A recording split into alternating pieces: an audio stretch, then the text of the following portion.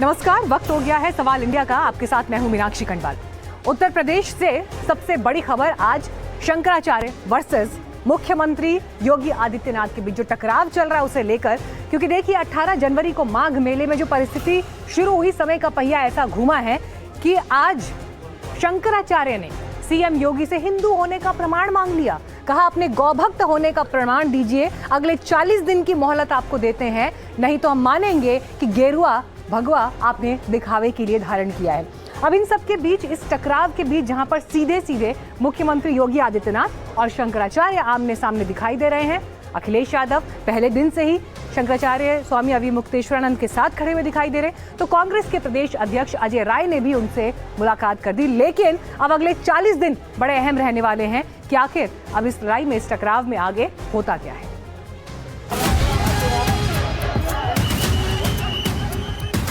योगी आदित्यनाथ के सामने अब हमने प्रश्न रखा है, 40 दिन का उनको समय दिया है।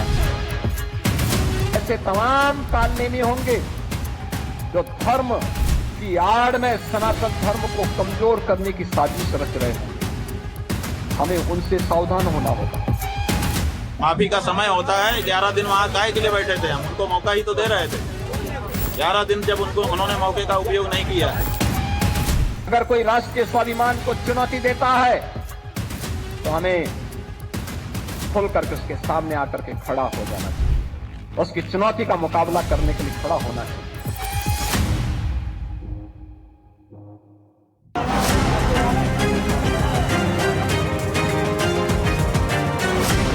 वाराणसी में स्वामी अविमुक्तेश्वरानंद ने यूपी की योगी सरकार के खिलाफ मोर्चा खोल दिया। अविमुक्तेश्वरानंद स्नान विवाद के सवाल को ये कहते हुए टाल गए कि जो बीत गई सो बात गई। बोले अब लड़ाई आगे की है, जिसमें आने वाले 40 दिन अहम हैं। अब वो बात पीछे छूट गई भैया। प्रयाग में बैठे थे, 10 दिन का समय था। अब वो समय बीत गया, वो बात बीत गई। अब अगले माघ में शुरू होगी। माफी नहीं देंगे फिलहाल, किसी भी कीमत पर माफी नहीं। माफी किस बात की? गौ माता की हत्या करने वाले को माफी? ये संभव नहीं है। 1 तारीख के स्नान के लिए प्रेशर लगातार बनाया जा रहा है। अब वो सब बात पीछे छूट गई। अब तो आगे जवाब दो, जो हम प्रश्न उठा रहे हैं उसका जवाब दो। लखनऊ कब जाएंगे? 10-11 मार्च को हम लोग लखनऊ पहुंचेंगे संत समाज के साथ, और वहां बैठ करके उस समय तक जो परिस्थिति होगी उसके अनुसार निर्णय लेंगे। अधिकारियों से माफी मंगवाई जा रही है, क्या मुख्यमंत्री को खुद माफी मांगनी चाहिए? अब माफी की बात पीछे छूट गई, अब उसका कोई मतलब नहीं रहा। जब हम 11 दिन तक बैठे थे, 11 दिन तक उनकी नींद नहीं छूटी, तो अब उसका क्या तात्पर्य है? महाराज दिल्ली में जो संतों की बैठक थी उसको कैंसिल कर दिया गया है। दिल्ली की जगह अब हम लखनऊ में बैठेंगे, क्योंकि गौ माता के लिए सबसे ज्यादा ये आवाज दबाने के लिए प्रयास योगी आदित्यनाथ की सरकार ने किया है। योगी आदित्यनाथ के सामने अब हमने प्रश्न रखा है, 40 दिन का उनको समय दिया है। 40 दिन में वो गौ माता को राज्य माता घोषित करें। स्वामी अविमुक्तेश्वरानंद ने कहा कि गौ सेवा हिंदुत्व की पहली सीढ़ी है। उन्होंने प्रमाण की मांग की और योगी आदित्यनाथ के कालनेमी वाली टिप्पणी का फिर से जवाब दिया। ऐसे तमाम कानूनी होंगे जो धर्म की आड़ में सनातन धर्म को कमजोर करने की साजिश रच रहे होंगे। हमें उनसे सावधान होना होगा। अगर वो ये करने में असफल रहते हैं तो स्वाभाविक है कि जैसे शब्द का कालनेमी का प्रयोग उन्होंने किया है, सिद्ध हो जाएगा कि वही कालनेमी है, वही शब्द में हिंदू है, नकली हिंदू है, तो जनता के सामने ये घोषणा कर दी जाएगी कि ये नकली हिंदू सिद्ध हो गए। प्रयागराज से जो विवाद शुरू हुआ उसे पीछे छोड़कर शंकराचार्य अब लखनऊ को नया मोर्चा बनाने जा रहे हैं। कह रहे हैं कि 10 दिन माघ मेले में बैठा, वहां की बात वहीं खत्म, अब आगे की लड़ाई होगी। मुख्यमंत्री अपने आप को हिंदू घोषित करें, 40 दिन का समय है। गौ माता की रक्षा करें, गौ माता को राज्य माता घोषित करें, और जो गौ माता का मांस का निर्यात हो रहा है उसको बंद करें। यही एक आवाज है। अब उसको 40 दिन में उनको ये करना है। अब जो करेंगे हम बता रहे हैं ना, 11 मार्च को वहीं पर संतों के साथ बैठ करके निर्णय लेंगे। किसी भी कीमत पर माफी नहीं मिलेगी। अब किस बात की माफी? माफी का समय होता है। 11 दिन वहाँ काहे के लिए बैठे थे? हम उनको मौका ही तो दे रहे थे। 11 दिन जब उन्होंने मौके का उपयोग नहीं किया तो फिर कोई भी चैप्टर एक समय क्लोज हो जाता है। जैसे हम वहां से उठे उनके पास से मौका समाप्त हो गया। शंकराचार्य ने वाराणसी में अखिलेश यादव का भी नाम लिया। हमने उनसे पूछा कि अगले साल के लिए आप जिस मौनी अमावस्या विवाद को टाल रहे हैं, अगर फिर वही तस्वीर सामने आई तो क्या करेंगे? आपके संग ऐसा व्यवहार होगा, फिर शंकराचार्य का होने का प्रमाण वक्त माना जाएगा, आपको रुका जाएगा, तो क्या होगा? ऐसा है कि जो होगा, जैसे अभी जो हुआ उसका हम लोगों ने शांति के साथ, धैर्य के साथ सामना किया, ऐसे फिर सामना करेंगे। हम तो फौजदारी नहीं कर सकते, मार पिटाई नहीं कर सकते, लेकिन मार खा तो सकते हैं। मार खाने से भी बहुत बड़ा फर्क पड़ता है। जनता जब देखती है कि एक निहत्थे को, एक निरपराध को मारा जा रहा है, तो जनता उसका जवाब दे देती है। इसलिए हम फिर जाएंगे। आप तैयारी रखिए, फिर मारिए, क्या दिक्कत है? आपने तो बता दिया ना कि अरे ये तो वही है जिसको अखिलेश ने मारा था, ये तो वही है। इसका मतलब हमने मार खाई तो अब हम सदा मार खाने के लिए अधिकृत हो गए, लाइसेंस हो गया, कोई भी हमको मारे। और हमने अखिलेश ने मारा था तो हमने कौन सी चोरी की थी, कौन सी डकैती की थी? तो आज यहाँ पर स्वामी अविमुक्तेश्वरानंद ने ताबड़तोड़ हमले किए हैं मुख्यमंत्री योगी आदित्यनाथ पर, सीधे उनसे हिंदू होने का प्रमाण मांग लिया। लेकिन इस बीच आप देखिए विपक्ष की राजनीति किस दिशा में जा रही है। शंकराचार्य के साथ खड़े हैं अखिलेश यादव और उन्होंने कहा कि सरकार पहले दिन से उनका अपमान कर रही है। बड़ी खबर इस वक्त आपको बता रहे हैं, अखिलेश यादव ने एक बार फिर योगी सरकार पर यहाँ निशाना साधा है शंकराचार्य स्वामी अविमुक्तेश्वरानंद के मामले को लेकर, और वो कह रहे हैं कि सरकार की मंशा ही है उनका अपमान करना। आपको उनका बयान सुनवाते हैं। पूजनीय शंकराचार्य का अपमान, पूजनीय शंकराचार्य के द्वारा जो जो बातें कही गई हैं, सरकार के पास कोई जवाब नहीं है और सरकार जानबूझ करके शंकराचार्य जी का अपमान कर रही थी। सोचिए, आज कल्पना कर सकते हो कोई संत हो, वो मुख्यमंत्री बने हो और वो पूजनीय शंकराचार्य जी को स्नान न करने दें गंगा में। ये तो यही बात हुई कि हम आपका मन करे गंगा में नहाने के लिए और पुलिस रोक ले हमें।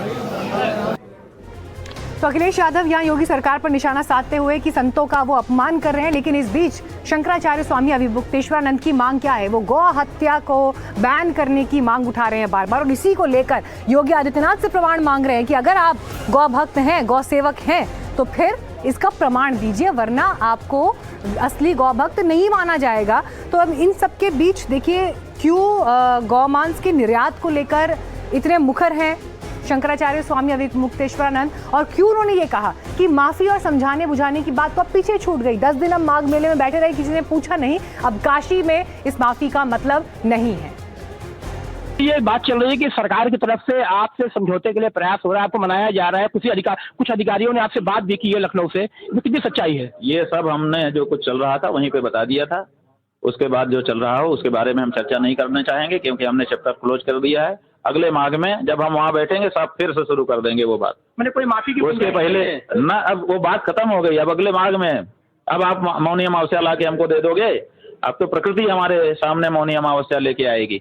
आप किसी आदित्यनाथ का वश नहीं है कि वो मौनी अमावस्या खड़ी कर दे सामने ला करके, है बस। अब तो वो प्रकृति ही लेके आएगी मौनी अमावस्या, और तभी हमारा स्नान वहां पर होगा। बाकी स्नान तो हम जब चाहें गंगा, यमुना, नर्मदा, कृष्णा, कावेरी, जहाँ चाहें वहाँ की जिस तीर्थ में चाहें स्नान करें, हम करते ही रहते हैं। ये हम लोगों का, हिंदुओं का नियम है कि जब तीर्थ मिलता है लाभ ले लेते हैं। गुरु जी 11 मार्च को क्या होगा? 11 मार्च को पता चलेगा कि आदित्यनाथ जी नकली हिंदू हैं कि असली हिंदू हैं। इस समय अपने आप को सबसे बड़ा हिंदू घोषित कर दिया है। शंकराचार्य से उसके शंकराचार्य होने का प्रमाण मांगने लग गए हैं। उनकी इतनी हिम्मत हो गई है, इसीलिए उनसे पूछा गया है कि प्रमाणित करो कि तुम असली हिंदू हो। और असली हिंदू जो होगा उसके राज में गौ माता की हत्या नहीं होगी और गौ माता को काट करके उसकी बोटी बोटी करके उसका व्यापार नहीं होगा, डॉलर नहीं कमाया जाएगा। जिस शासक के राज में विदेशों को गौ मांस बेचा जाता है वो हिंदू नहीं हो सकता। इसलिए हमने कहा है कि 40 दिन का समय है, आप चाहो तो ये निर्यात बंद कर दो और साथ ही साथ गौ माता को राज्य माता घोषित कर दो, ताकि आपको हिंदू कह करके हम लोग आपका अभिनंदन करें। और अगर ऐसा करने में असफल रहते हैं तो हमको समाज के सामने कहना पड़ेगा कि यही है कालनेमी, यही है नकली हिंदू। तो आरोप प्रत्यारोप के बीच शंकराचार्य को लेकर पोस्टर वॉर भी शुरू हो गया है। विश्व हिंदू रक्षा परिषद नाम के संगठन ने रायबरेली में पोस्टर लगाकर शंकराचार्य अभी मुक्तेश्वरानंद को कांग्रेस आचार्य बताया है और ऐसे लोगों से सावधान रहने को कहा है। कांग्रेस ने इस घटना के खिलाफ थाने में एफआईआर दर्ज कराई। लेकिन आरोप प्रत्यारोपों का ये दौर यही खत्म नहीं हो रहा है। मुख्यमंत्री योगी आदित्यनाथ और समाजवादी पार्टी के मुखिया अखिलेश यादव एक बार फिर आमने सामने है। इस बार मुद्दा बुलडोजर है। अखिलेश यादव ने सवाल पूछा है कि क्या बीजेपी के पास कोई ऐसा भी बुलडोजर है जो टूटे हुए घरों को दोबारा जोड़ दे। अखिलेश ऐसा सवाल क्यों कर रहे हैं, आपको दिखाते हैं।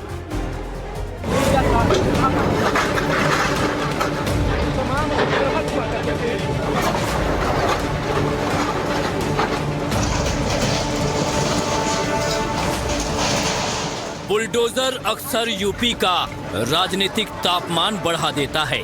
इस मुद्दे पर कई बार योगी आदित्यनाथ और अखिलेश यादव आमने सामने आए हैं। बुलडोजर पे हर एक व्यक्ति के हाथ नहीं फिट हो सकते।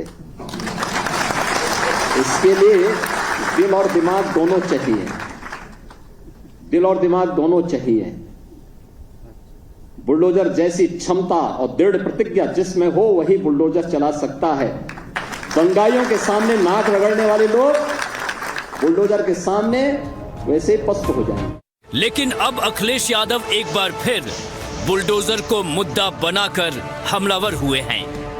अखिलेश ने एक्स पर लिखा, क्या भेदकारी भाजपा के पास कोई ऐसा बुलडोजर भी है जो लोगों के टूटे घर बना दे, उस पर मान सम्मान का छप्पर फिर से लगा दे।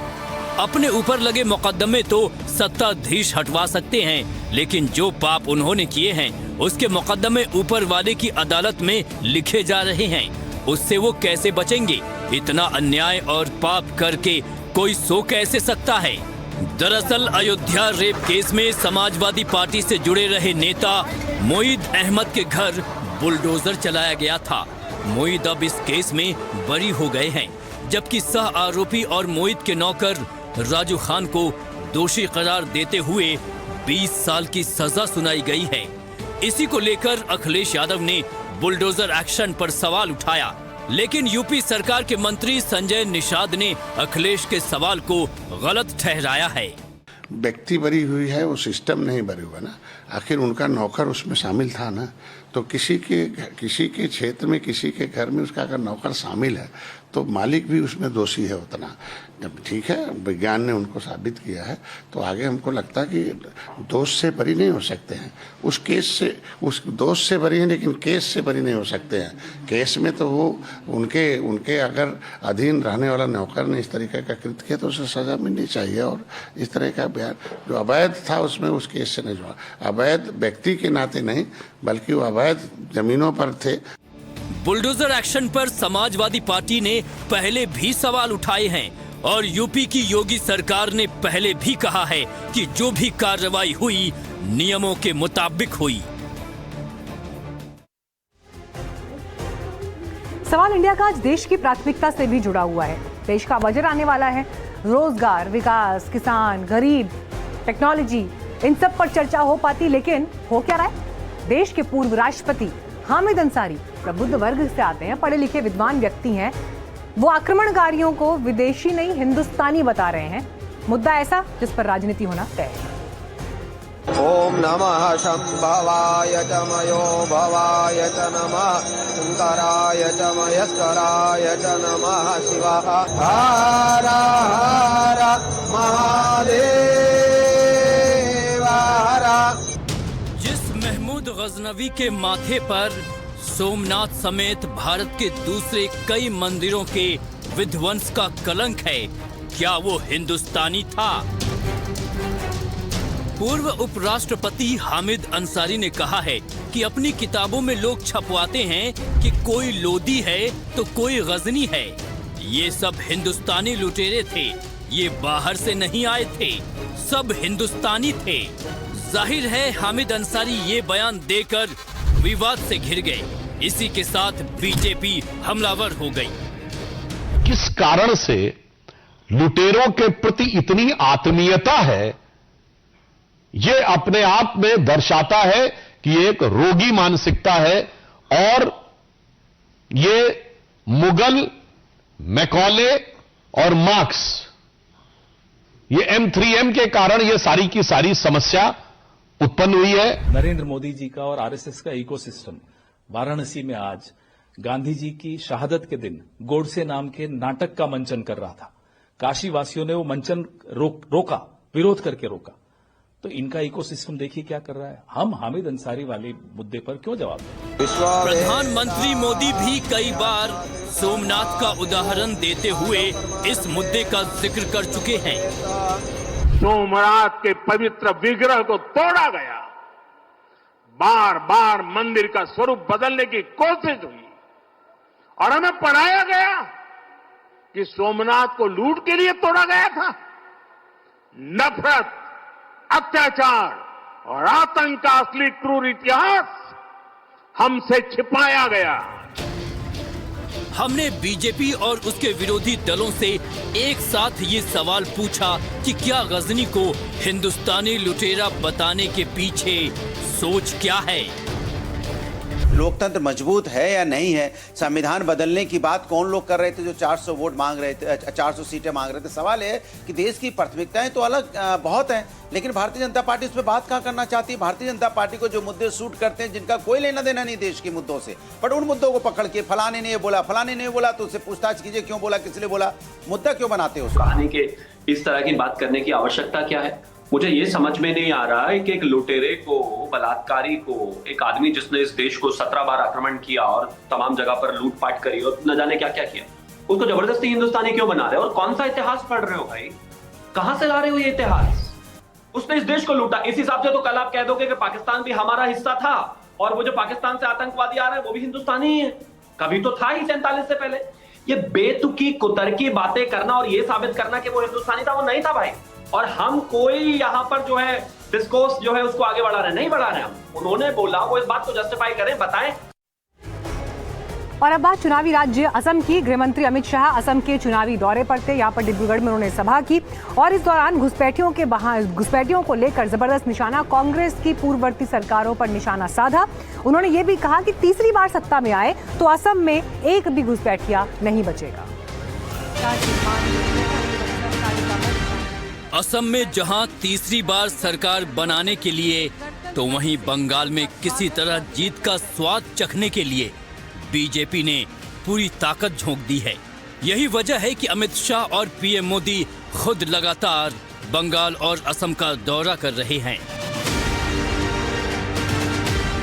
चुनावी तैयारी को और धार देने के लिए अमित शाह फिर से बंगाल और असम के दौरे पर हैं।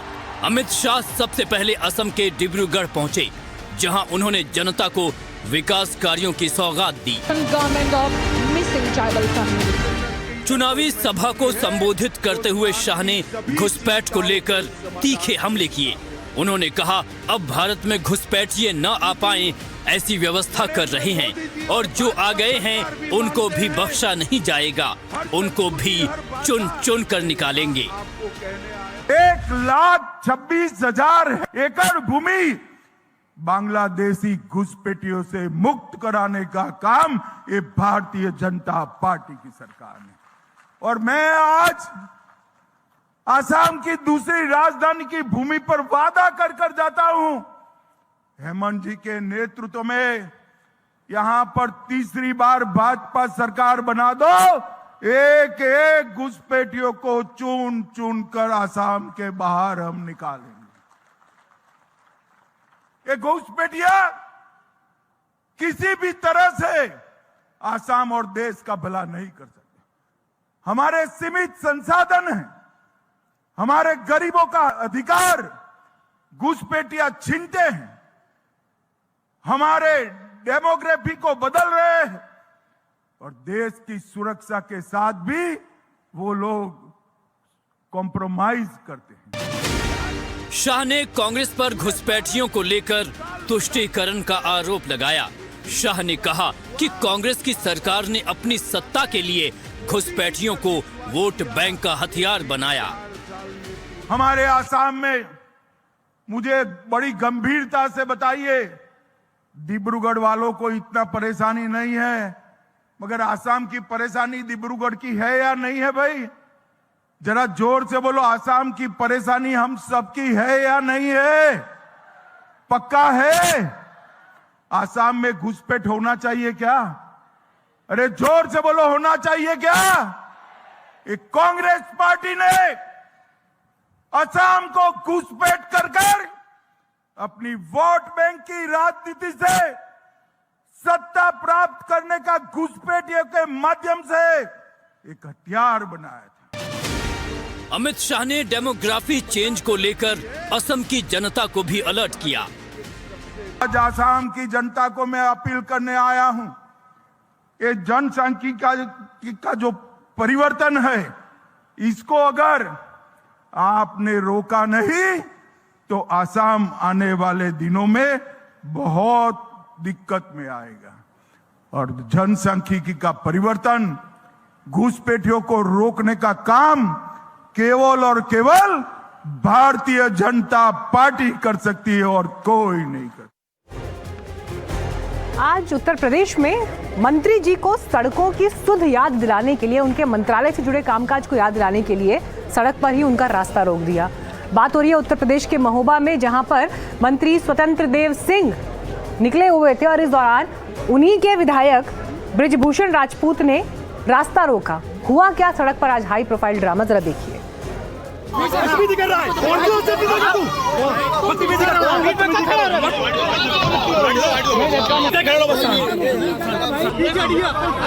इस बहस को सामान्य मानने की गलती मत कीजिएगा। एक तरफ योगी आदित्यनाथ के कैबिनेट मंत्री स्वतंत्र देव सिंह हैं, तो दूसरी तरफ योगी की ही पार्टी के विधायक बृजभूषण राजपूत। गाँव में चलोगे ना, तो चलो ना, लेकर चलते फोटो में। जो गाँव चल रहा मैं चल रहा हूँ, 40 गाँव में चलता हूँ चेक करने। मैं पानी देना मेरा काम है, पूरे अधिकारी मेरे साथ है। मैं 40 गाँव में चलूंगा, पानी नहीं मिलेगा तो अभी सस्पेंड करूंगा अधिकारियों को। मैं करो सड़कें खुद ही रहेगी तब भी मैं सस्पेंड कर दूंगा। ये कागज नहीं, गाँव में चल कर देखता हूँ। मैं छोड़ दिए, क्या लिख रहे? मैं गाँव में चलने को तैयार हूँ, मेरा काम है ठीक करना। अब चलोगे मेरे साथ?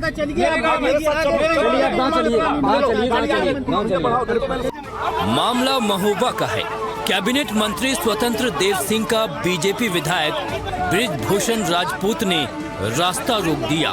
मंत्री जी 100 ग्राम प्रधानों के साथ युवा उद्घोष कार्यक्रम से लौट रहे थे। विधायक जी मंत्री को जल जीवन मिशन के तहत खोदी गई सड़कों की बहाली की कहानी सुनाना चाहते हैं। इसी दौरान विधायक के समर्थकों ने नाराजगी जाहिर कर कैबिनेट मंत्री का रास्ता रोक दिया और रास्ता रोक दिया तो झड़प हो गई। मकान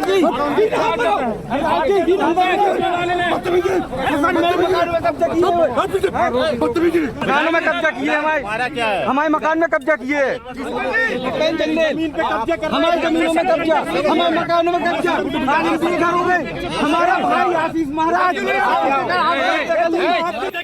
मंत्री जी विधायक जी के साथ गाड़ी में बैठ गए, लेकिन मामला यही शांत नहीं हुआ। आप देख रहे हो ऐसे कर रहे हो तुम, बता मुक्ति न करे, नहीं कर रहा कोई, बता मुक्ति नहीं कर रहा भाई। क्यों आके दिखा रहे हो? तुम खा जाओ, दिखा रहा है आराम से। कौन आके दिखा रहा है? विधायक जी जनता की आवाज है आप। चलो विधायक हमारा से। चलिए फिलहाल एक छोटे से ब्रेक के लिए यहाँ रुक रहे हैं, लेकिन ब्रेक के बाद आपको दिखाएंगे बड़ी खबर महाराष्ट्र की राजनीति से जुड़ी हुई। अजीत पवार के बाद एनसीपी के विलय को लेकर ये बड़ी खबर आ रही है। पूरी खबर ब्रेक के बाद।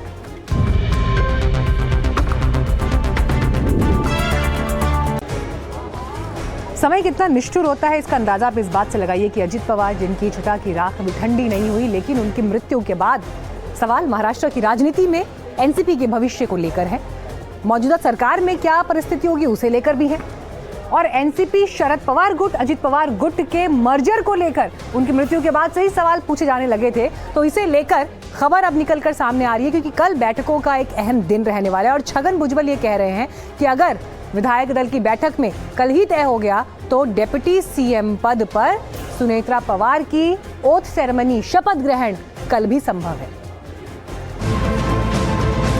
विमान हादसे में अजित पवार की मौत के बाद लगातार ये सवाल उठ रहा है कि आखिर एनसीपी का क्या होगा, पार्टी की कमान किसके हाथों में होगी, अजित पवार की जगह कौन लेगा, सुनेत्रा पवार या पार्थ पवार, किसे पार्टी की कमान सौंपी जाएगी।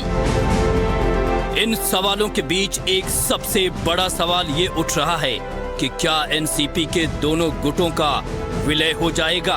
अगर ऐसा है तो इसको लेकर क्या कुछ प्लानिंग है और ये कब तक हो सकता है?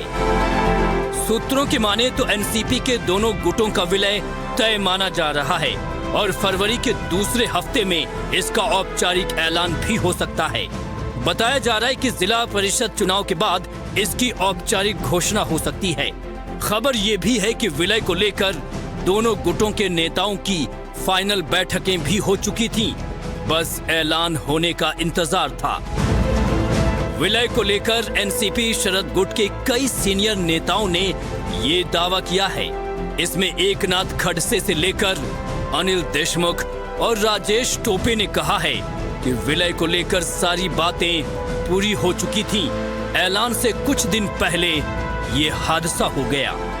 देखिए, मर्जर की बातें तो कई दिन से चल रही थी और 3-4 महीने में इसकी बातें अजय दादा और सभी नेताओं के साथ हुई भी थी और उसमें करीब ये तय हो गया कि मर्जर करना है।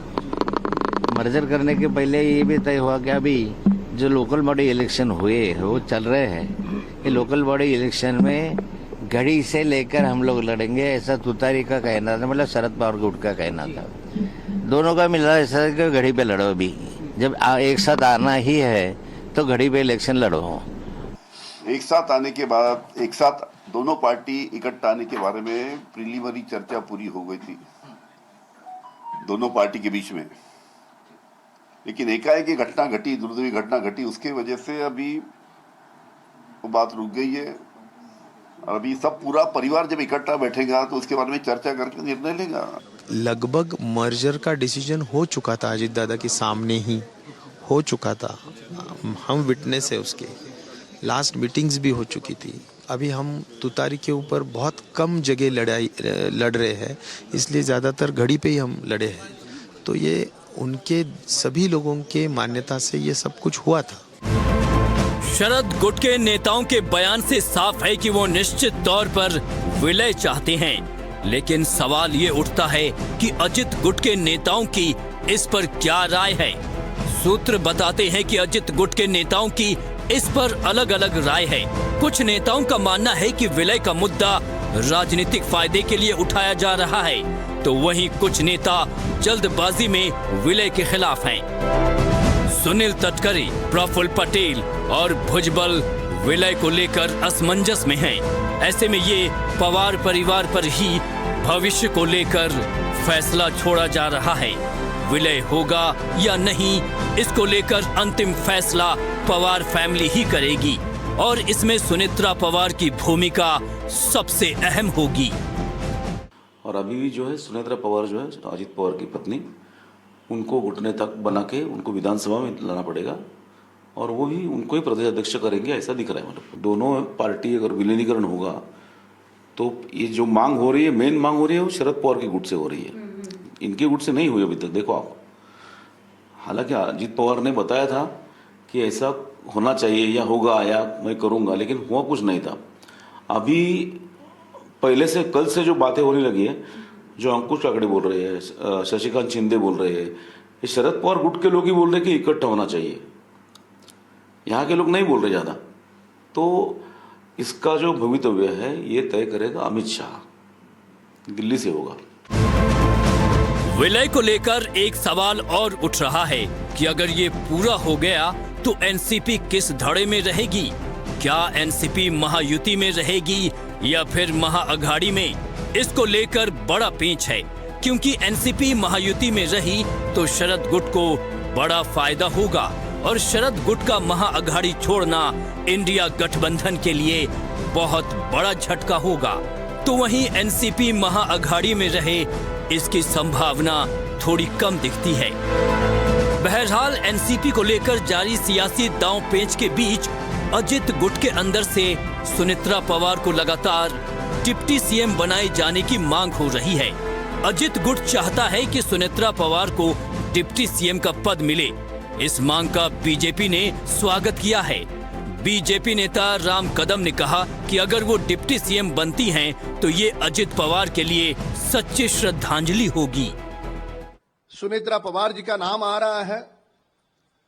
वे कोई हाउसवाइफ नहीं है, वर्तमान सांसद है, और वो यदि उप मुख्यमंत्री बनती है, खैर उनके दल का फैसला होगा, पर एक कार्यकर्ता के रूप में यदि आप मुझसे पूछे, दल के रूप में नहीं, प्रवक्ता के रूप में नहीं, तो निश्चित तौर पर ये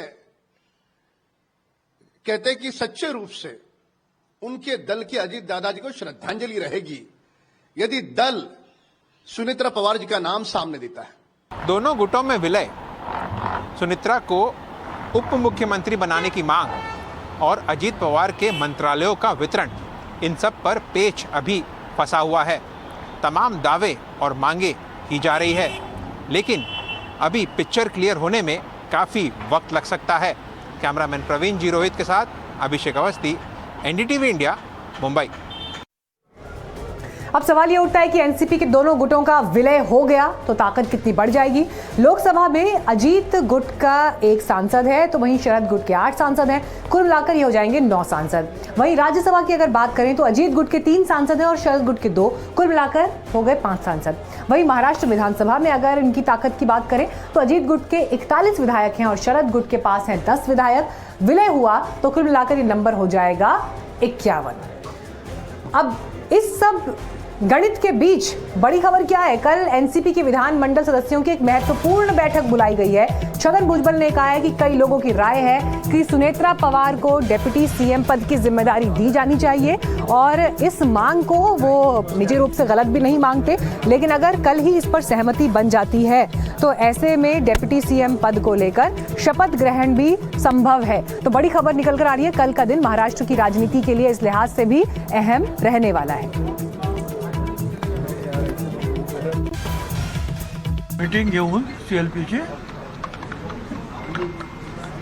सुनेत्रा ताईंचे जे आहे नाव आपण सीएलपी लीडर म्हणून फायनल करायचं. तर ते अजून पत्र वगैरे काय त्यांनी काही निघालं नाहीये. कशासाठी थांबलेत? कारण कदाचित जे आहेत दुखवटा वगैरे असतो, सूतक असतो. अब आपको दोनों ही संभावनाओं के बारे में भी बताते हैं। विलय के बाद एनसीपी महायुति में रही तो इंडिया गठबंधन को बड़ा झटका लगेगा, कांग्रेस के सामने बड़ा असमंजस पैदा हो जाएगा, शरद पवार गुट को बड़ा फायदा होगा। अरसे बाद शरद पवार गुट की सत्ता में होगी वापसी। विलय के बाद एनसीपी महाअघाड़ी में रहा तो फिर क्या पॉसिबिलिटी है? एनसीपी अजीत पवार गुट सत्ता से बाहर हो जाएगा, पार्थ पवार की मुश्किलें बढ़ सकती हैं, महायुति की चुनौतियां बढ़ जाएंगी, शिवसेना यूबीटी पर भी इसका दबाव बढ़ेगा। तो महाराष्ट्र पर कल की इस बड़ी खबर पर नजर हमारी लगातार बनी रहेगी। लेकिन पश्चिम बंगाल में क्या होने वाला है? चुनावों के इर्द गिर्द अभी जो चुनावी जमीन पर राजनीति हो रही है उसमें मुस्लिम वोटर किसकी तरफ जाएगा, ये बड़ा सवाल होगा। इस बीच फुरफुरा शरीफ, जहां से मुसलमानों के वोट का रुख तय होता है, वहां पीरजादा तोहा सिद्दीकी ने बड़ा दावा किया है। उन्होंने कहा है कि बंगाल में बीजेपी नहीं बल्कि टीएमसी के नेता मुसलमानों को परेशान करते हैं। साथ ही ये भी दावा किया कि 2026 में मुसलमानों का रुख पश्चिम बंगाल में ट्रेडिशनली जो ममता बनर्जी के साथ रहा है वो बदलेगा।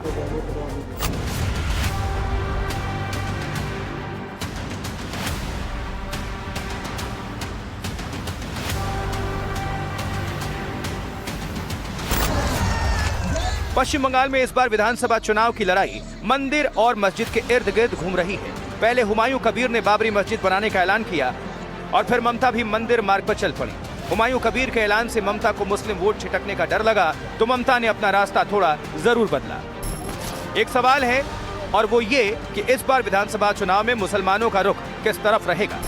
इसके लिए आपको लेकर चलते हैं बंगाल के हुगली जिले में स्थित फुरफुरा शरीफ।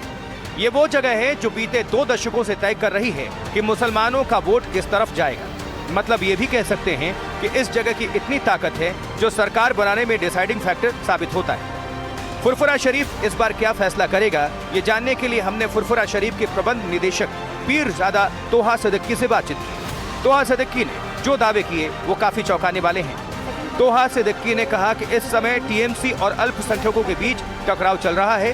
वजह यह है कि टीएमसी के कुछ नेता दिन में टीएमसी में रहते हैं और रात में आरएसएस की वर्दी पहन लेते हैं। मतलब ये कि टीएमसी के कुछ नेताओं का रवैया दोहरा है, जिसकी वजह से नाराजगी है। 4 साल से ममता सरकार मुसलमानों के लिए ठीक से काम नहीं कर रही है। ममता सरकार 3-4 साल मुसलमान को लिए अच्छा नहीं काम करती।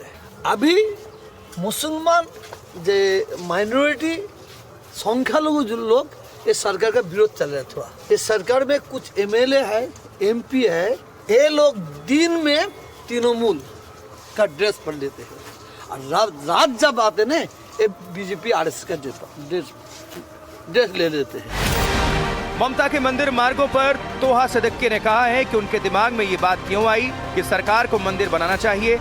सरकार को सरकारी पैसे से ना मंदिर बनाना चाहिए और ना मस्जिद। जब से सरकार मंदिर में घुसी तो लोग ममता के खिलाफ हो गए। लेकिन इसका दिमाग में क्या घुस गया, इसको मंदिर बनाना होगा। ये लोग यहाँ का बंगाली आदमी पसंद नहीं करते। हम लोग बोलते हैं मंदिर हिंदू लोग बनाएगा, मस्जिद मुसलमान लोग बनाएगा। सरकारी पैसा से मंदिर नहीं बनाना चाहिए, सरकारी पैसा से मस्जिद नहीं बनाना चाहिए। बाबरी मस्जिद को लेकर तोहा सिद्दीकी ने कहा, हिंदू मुसलमान को लड़ाने के लिए अगर मस्जिद बनाकर राजनीति की जाएगी तो हम ऐसी मस्जिद में नमाज नहीं पढ़ेंगे। मस्जिद के सामने रखकर कोई राजनीति का फायदा लेने से लिए मस्जिद बनाएगा और मस्जिद में कट्टर विरोध हम लोग करते हैं। ऐसा मस्जिद में हम लोग नमाज नहीं पढ़ेंगे, नमाज नहीं पढ़ेंगे। हिंदू मुस्लिम विरोध करने के लिए मस्जिद बनेगा तो उस मस्जिद में हम लोग नमाज तो छोड़ दीजिए, उस मस्जिद में हम लोग नहीं जाएगा। तोहा सिद्दीकी ने ये साफ कर दिया कि पहले 100% मुसलमान टीएमसी को वोट देते थे, लेकिन 2026 में ये समीकरण बदलेगा। मुसलमान का वोट जो 100% तृणमूल का आए पहले, ये 2026 में उतना नहीं आया। क्यों? इसीलिए मुसलमान का इसका विरोध है, ऐसा काम में विरोध है। बंगाल में मुसलमानों की आबादी करीब 30% है और 100 से ज्यादा सीटों पर मुस्लिम जीत और हार का अंतर तय करते हैं। अब ऐसे में सवाल ये है कि अगर मुसलमान ममता की पार्टी से छिटकते हैं तो फिर किधर जाएंगे? और उससे भी बड़ा सवाल ये कि अगर ऐसा हुआ तो बंगाल में इसका सबसे ज्यादा फायदा किसको होगा?